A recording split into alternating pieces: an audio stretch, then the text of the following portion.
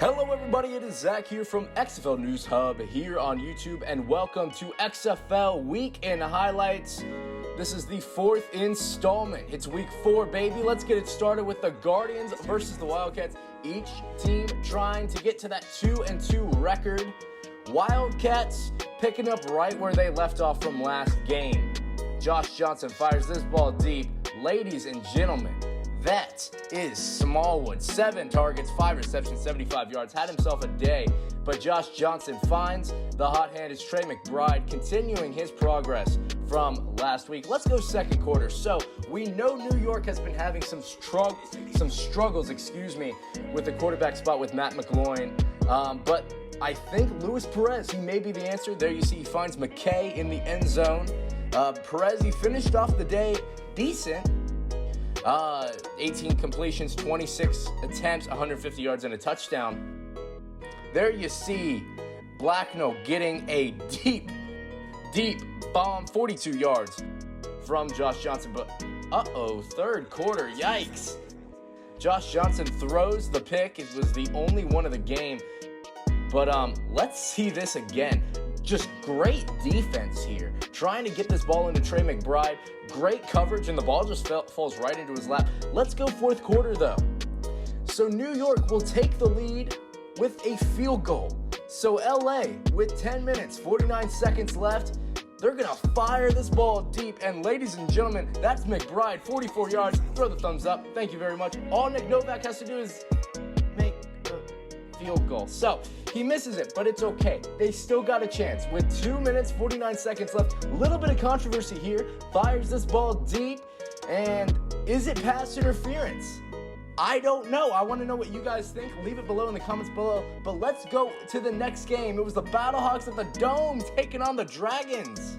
Let me just say, folks, if you needed a reminder that Jordan Ta'amu is a good quarterback, then look no further than his performance in this one. 20 of 27.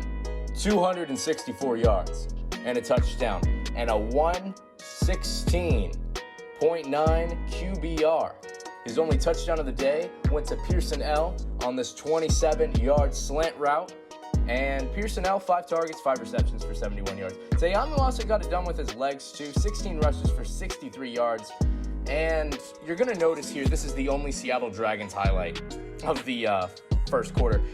To put it simply, there were none. There were no highlights for the Seattle Dragons because they could not do anything right. Now, you got very lucky on the doink there, but, I mean, you were getting outperformed by St. Louis every step of the way until you put in B.J. Daniels. Then the game became somewhat entertaining. Here you see Keith Forward bobbles it and gets into the end zone. And now I would like to introduce our new segment called Learn Your Vowels. You have A, E, I, O, U, and why would you throw this pass? You had a wide open lane to the end zone.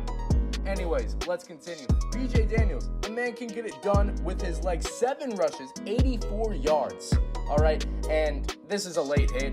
No call for some reason, but the man was getting it done. Here you see he fires this ball off to his tight end. That was Johnson. And then on 3rd and goal, hands this one off to Kenneth Ferro. Good play in fantasy this week if you had him. He had 5 rushes for 26 yards and a touchdown, and then also 2 receptions for 14 yards. He got it done for what he was worth. And then B.J. Daniels ends up throwing the touchdown right there to Rodriguez. But the St. Louis Battlehawks close it out. They go 3-1 on the year. Let's go to Globe Life Park for the Texas Throwdown. And the new in-state rivalry started off in a way I didn't expect it to. A defensive shutout in the first quarter by the Houston Roughnecks. They made Landry Jones look silly. He had 2 interceptions at this point in the first quarter, and the Houston Roughnecks would end up capitalizing off of both of these turnovers. Not in the way that they would like. I think that they would have preferred punching it in for 2 touchdowns, but they did end up getting 2 field goals out of it, and Landry Jones drops back to pass, throws his 3rd interception of the first quarter. Not the first half, first quarter. You can see here, the man is upset. Anybody would be after that performance, but PJ Walker and Nick Hawley thanked him for the gift. Reservations for 6. Nick Hawley, yes sir, and then PJ Walker on the 3-point attempt. What can this man not do? He runs it in from 10 yards out, and 15-0 Houston. But Landry Jones and Donald Parham, they had different ideas. The dynamic duo continues to impress. And some people say, did he cross the plane? And to that I respond, just barely. That, my friends, is how you get it done. It's 15-11 and 10 minutes, 53 seconds into the third quarter, PJ Walker does the unthinkable. He throws an interception. Haven't seen that in a while. But Jackson, redemption right there, touchdown, and Houston goes up 21-11. But Landry Jones, he starts finding his groove. He finds Nagel, and then this little handoff here. Lance Dunbar gets a little cute, walks it into the end zone, and just like that, they are only down by 1 with 11:46 left in the fourth. But that's a loose ball, and the man runs it back. That is Robinson. I did not see that fumble live, but with 2 minutes left in the fourth quarter, they're down by 7. Can Dallas mount a comeback?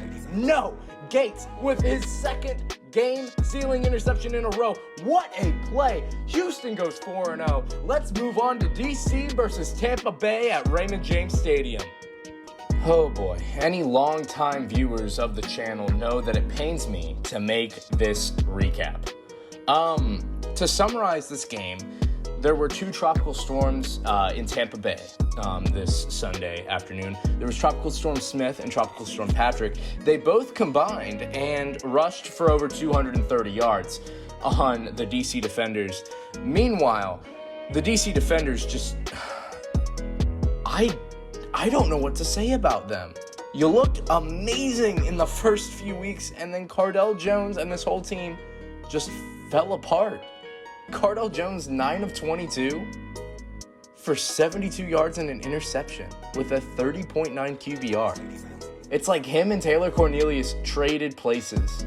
It was unbelievable. They couldn't get anything going. Blocked field goal here, and anything that could have gone the Defenders' way went the Vipers' way instead. For example, this past year to Dan Williams, who had himself a really good game, 7 receptions, 72 yards.